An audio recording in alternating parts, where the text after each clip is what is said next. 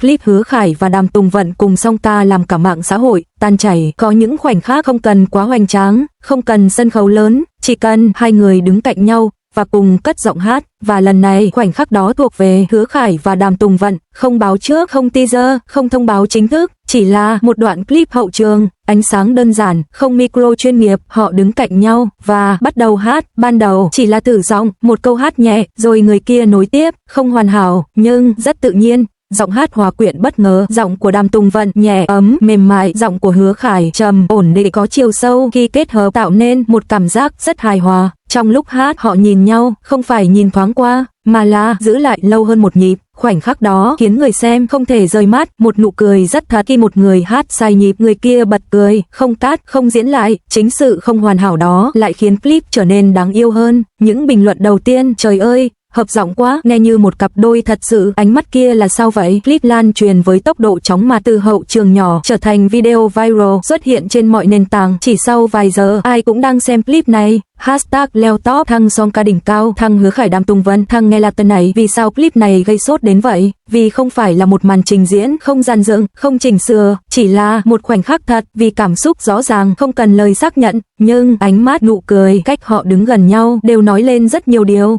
Vì sự ăn ý vượt mức bình thường, không cần nhìn trước, không cần tập luyện nhiều, họ vẫn hát cùng nhau một cách hoàn hảo. Khoảnh khắc khiến fan tan chảy hoàn toàn khi họ hát đến đoạn cao trào, cả hai cùng cất giọng, không ai lấn át ai, chỉ là hai giọng hát hòa làm một. Khi bài hát kết thúc không vỗ tay, không cúi chào, chỉ là họ nhìn nhau, cười, một khoảnh khắc rất ngắn, nhưng khiến người xem lại hàng chục lần. Hiệu ứng sau đó, fan bắt đầu đào lại mọi tương tác clip cũ, hậu trường, phỏng vấn, tìm thêm hint, mong muốn mới xuất hiện, họ nên ra bài hát chung, làm một sân khấu chính thức đi, một hình ảnh mới được tạo ra, không chỉ là bạn diễn, mà là một cặp đôi có thể cùng nhau tạo ra cảm xúc, một bản song ca hay một câu chuyện chưa nói, có thể đó chỉ là một đoạn clip ngẫu nhiên, có thể không có ý nghĩa đặc biệt, nhưng với người xem nó không còn đơn giản như vậy, bởi vì trong từng câu hát họ nghe thấy sự đồng điệu, sự gần gũi và có thể là tình cảm. Có những bản song ca không cần hoàn hảo, chỉ cần hai người thật lòng đứng cạnh nhau, cũng đủ khiến cả thế giới lắng nghe. Hậu trường sau clip, khi cả đoàn phim trở thành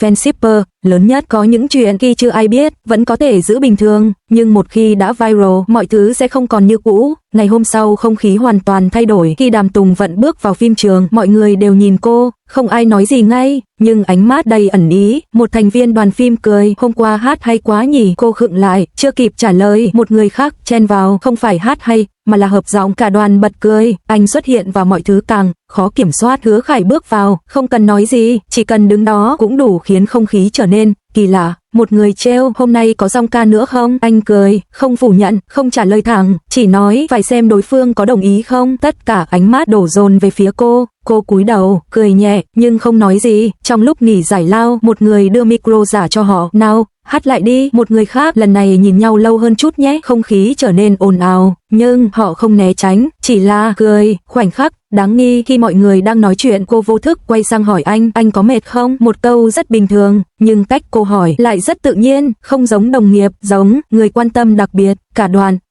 Linh ngay lập tức, ôi kìa, quan tâm ghê chưa? Cô lập tức, không phải như mọi người nghĩ đâu, nhưng nụ cười lại không giấu được. Khoảnh khắc suýt lỡ lời công khai. Buổi phỏng vấn nhanh sau khi clip viral, phóng viên hỏi hai bạn có thường xuyên hát cùng nhau không? Hứa Khải trả lời trước, cũng không hẳn thường xuyên, rồi anh dừng lại một chút, nhìn sang cô. Khoảnh khắc nguy hiểm, anh suýt nói tiếp, chỉ là khi ở cùng nhau thì dừng lại, không nói hết câu, nhưng đã quá muộn. Cả trường quay im lặng một giây, rồi bùng nổ. Đàm Tùng Vận lập tức chen vào, ý anh ấy là khi tập luyện thôi. Câu trả lời rất nhanh, nhưng hơi vội, và chính điều đó lại càng khiến mọi người nghi ngờ. Ánh mắt không thể giấu. Sau câu nói đó, họ nhìn nhau, chỉ một giây, nhưng đủ để thấy có điều gì đó chưa được nói ra. Khi buổi phỏng vấn kết thúc, họ đứng dậy, chuẩn bị rời đi. Một hành động rất nhỏ, Hứa Khải vô thức đưa tay ra, chạm nhẹ vào tay cô, như một thói quen, không phải diễn, và máy quay vẫn đang ghi lại. Khoảnh khắc đó lan truyền khắp mạng chỉ vài giây, nhưng được cắt ra, được chia sẻ, được phân tích và trở thành bằng chứng cảm xúc mạnh nhất. Kết,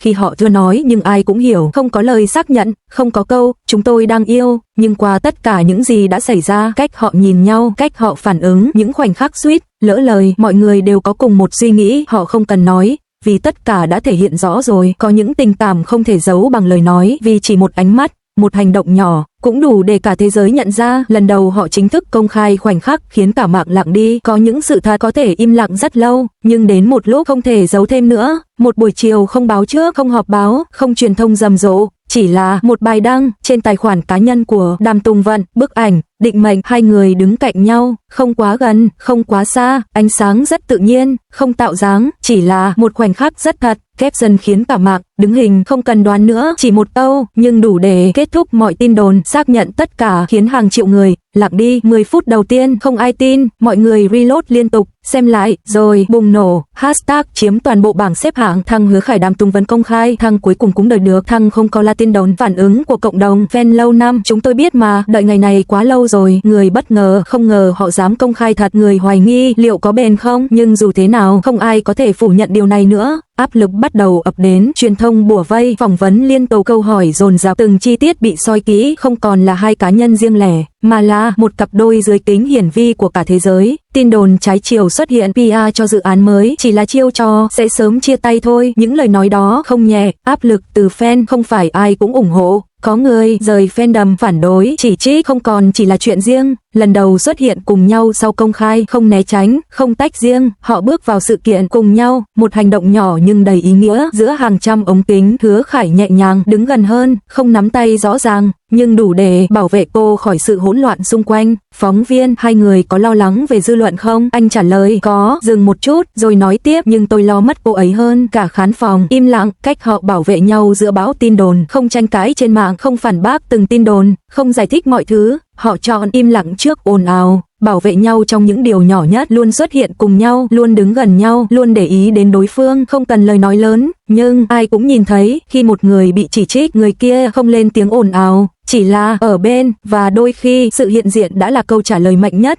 Một buổi phỏng vấn sau đó, cô được hỏi, bạn có hối hận vì đã công khai không? Đàm Tùng Vận mỉm cười, rồi nói, không, dừng lại, vì nếu phải chọn lại, tôi vẫn sẽ chọn anh ấy. Câu nói đó lan khắp mạng xã hội, anh không nói gì ngay, chỉ nhìn cô, rồi cười, một nụ cười rất nhẹ, nhưng đầy chắc chắn. Khi tình yêu không còn là bí mật mà là lựa chọn, công khai không phải là kết thúc, mà là bắt đầu của một thử thách lớn hơn. Nhưng với Hứa Khải và Đàm Tùng Vận, họ đã chọn không trốn tránh, không phủ nhận, không buông tay. Có những tình yêu mạnh mẽ không phải vì không có sóng gió, mà vì giữa bão tố, họ vẫn chọn đứng cạnh nhau, không thông báo trước, không thiệp mời rầm rộ, không danh sách khách mời dài, thậm chí không ai biết chính xác ngày cưới, chỉ có một vài người thân và những người thật sự quan trọng. Một nơi rất yên tĩnh, không thành phố lớn, không khách sạn sang trọng, mà là một nơi có cây, có nắng và rất ít người, một không gian giống như chính cách họ yêu nhau. Cô dâu giản dị, Đàm Tùng Vận không chọn váy cưới cầu kỳ, không lộng lẫy, chỉ là một chiếc váy trắng nhẹ, trang điểm đơn giản, nhưng nụ cười lại đẹp hơn tất cả. Chú rể không quá trang trọng, Hứa Khải mặc vest nhưng không quá nghiêm túc, thỉnh thoảng vẫn cười như một chàng trai bình thường, không phải ngôi sao, chỉ là người đang cưới người mình yêu. Khoảnh khắc trao lời hứa, không lời thề dài dòng, không kịch bản, không viết sẵn, chỉ là những câu nói đơn giản. Anh nói anh không giỏi nói nhiều, dừng lại, nhưng anh sẽ luôn ở đây. Cô không khóc ngay, ban đầu cô chỉ cười, nhưng khi nhìn anh, mắt bắt đầu đỏ. Em không cần gì nhiều, chỉ cần anh không buông tay. Một câu nói rất nhẹ,